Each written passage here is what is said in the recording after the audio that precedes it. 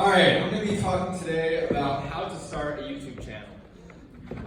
But the same things I talk about can actually be applied to any platform. And, you know, as Taylor said, I'm not going to try to sell you a dream that you're going to be famous, but I can tell you that if you use the principles that I used, it'll be a step in the right direction. Okay, so what if you could make a living doing what you love? Obviously, you know, we all want to do that, and funny enough, on my notes here from the splendid hotel, it says, live your dreams, which in Montenegro, I'm going to butcher this, is Zivi Zvoje Snow. And so I don't know if someone can correct me there. Thank you.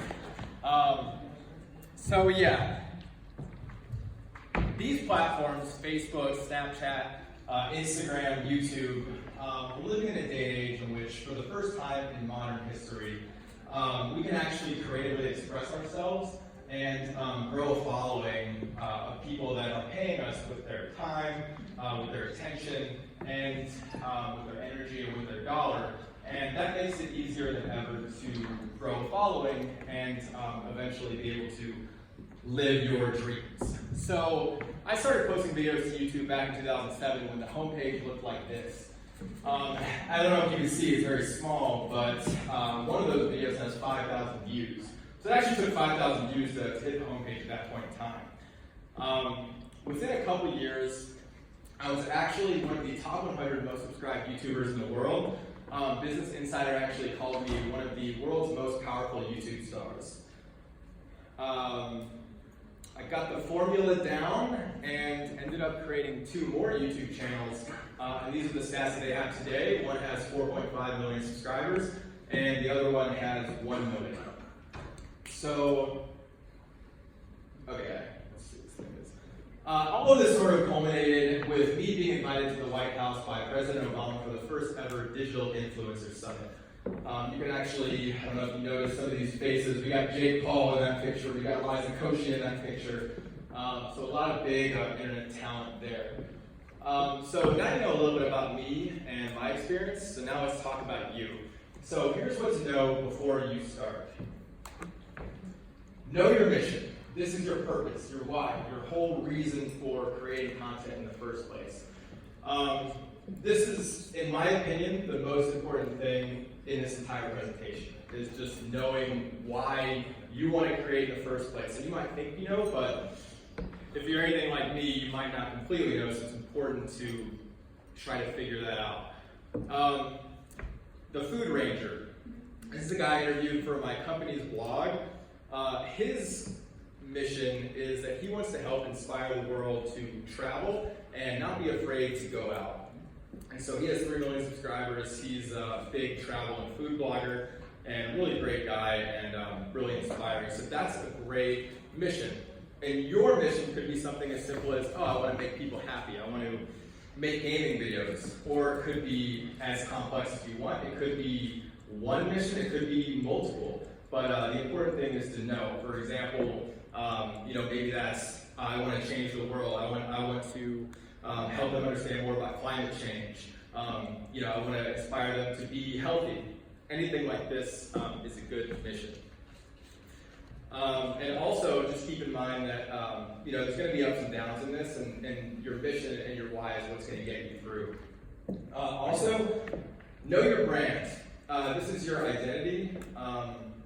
It's what people are going to identify with about you.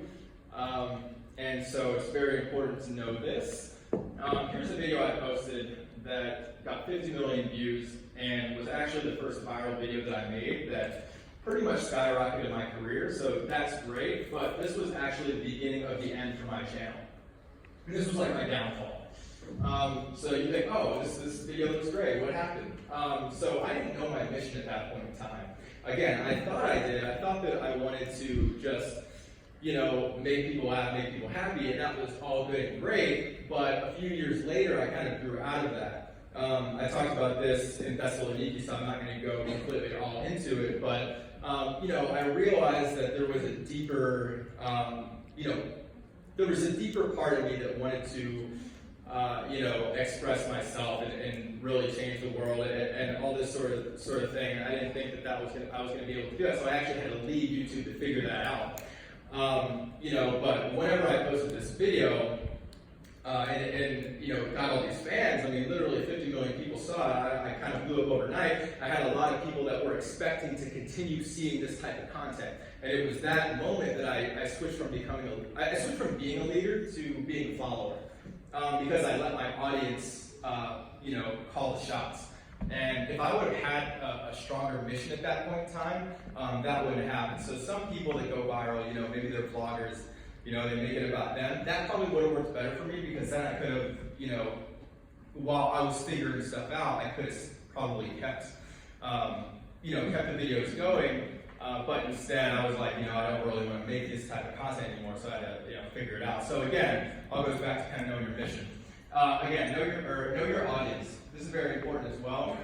Do your research, understand more about your competitors and the people you look up to, and figure out what's working for them and put your own spin on it. So these are some examples that I just did a quick YouTube search. We got PewDiePie. So if you're going into gaming, maybe you look at PewDiePie, see what he's doing. He's doing Friday Fortnite. You can easily infer from that people are playing Fortnite, and maybe I should do that. Oh, he's also doing it on Friday. Maybe you're into Super Mario. You do Super Mario Sundays. Also with say you want to do beauty. You can see pride, rainbow, glitter, liner. All of those are ideas that you can do. You're going to comedy, surviving 24 hours straight in the desert. That's nuts. You can put your own spin, copy that, put your own spin on any of that. This is what the audience is wanting and is loving. Okay, so now before you start, you have to know what fulfills you and how you're going to leave your mark on the world. So when you start, be real. This is Kim Kardashian. She's a great example because look at what she's posting. She's sharing pictures of her family, of her kids. Cardio days, very mundane things. But this is what connects people to her. Ultimately, people want to feel like they know you, like they're your best friend. Like you're part of their family and they're part of your family. And that's very important. And if you watch her stuff, I mean, she really makes you feel like you're one of them. And that's why she's able to do that so well at scale. And that's why she crushes it. So be open. We got Gabby Hannah over here cleaning my bathroom for the first time in 3 years, and her bathroom is a complete mess. But she's being open about it, and she's not trying to put on this perfect picture of her. And I feel like right now on Instagram especially, we have everyone that is trying to project this perfect image of themselves. And honestly, that is not the future. The future is being authentic. And obviously, we talked a lot about being authentic, so I'm not going to go into that. Consistency is very important. Consistency is right up there with authenticity, honestly. It's maybe even more important than that, but I think authenticity is more important. But consistency is really, what's going to have you do well with people and with the algorithms, which ultimately, as Adam said, I mean, they pretty much control everything. The algorithm, is insane because we all have to abide by what the algorithm likes, and the algorithm loves consistency. So this is an example of our Yo Mama channel. As you can see, the thumbnails look the same, the content looks the same. You can check out PewDiePie. He's uploaded every day for the past 8 years, and it's exactly the same style of content. Consistency is like putting a multiplier on your channel or on your content. People knowing when you're going to be uploading, what they're going to be getting. And as Veronica said, there's so much stuff out there that they want to come to your channel or your type of content and know what they're going to get. And if you're not giving them that, then their attention's going to go elsewhere. The algorithm is going to know that, and you're going to be demoted. And it's going to be hard to recover from that. So you have to make sure that consistency is absolutely key. So here's what to know after you start. Stay active. Respond to comments. This is shit. This is on YouTube. Let's pay attention to that. On YouTube, check out David Dobrik. He's a YouTuber, but also he posts often on his Instagram. He's always on his Instagram stories. Obviously, YouTube, there's a lot of editing you have to do. You have to do a lot of stuff. But you can be active on Instagram. Check out your analytics. You got everything here that you need. You check out your performance, your engagement. You can know exactly how to grow, how to get better. All of that's right there for you. Stay ahead of the game. Taylor is an absolute wizard at that. Right here I've got Google Trends. Things like this are a great way to see what's coming up so you can tackle that content. Make sure that whatever you're doing is going to be similar. Like if you're making beauty videos or climate change videos, don't jump on Tupac over there. That probably won't be good for you. Also, again, with staying ahead, also it kind of protects you by making sure that if there's any algorithm changes or any changes that are coming, that you can be the first one to jump on that and that it's not going to harm you. Stay strong.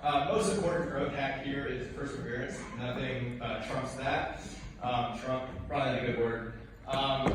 1 year after his infamous suicide forest video, Logan Paul's bigger than ever. If you guys don't know what that is, it was like a crazy thing where he went to the Japanese suicide forest and filmed a dead body, and everyone just thought that was the end of his career, but look, he's crushing it now. And that just goes to show that you can have something like this happen and still be able to turn that problem into a huge opportunity.